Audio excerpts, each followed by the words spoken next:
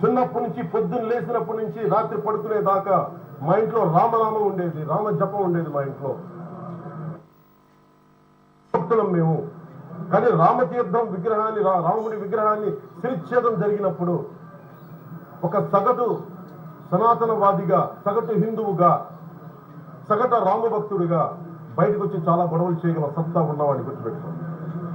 ముఖ్యంగా వైసీపీ నాయకులకి, నన్ను విమర్శించే దేశ యావత్తు నన్ను విమర్శించే ప్రతి ఒక్కరికి తెలియజేస్తున్నా, గొడవ పెట్టుకోవాలంటే చాలా బలంగా గొడవ పెట్టుకోవాలి. కానీ నాది పేదవాళ్ళ కష్టాలు, క్రిమినలైజేషన్ ఆఫ్ పాలిటిక్స్, వీటి మీద మేము మాట్లాడతాం, వీటి మీద తప్పించాం.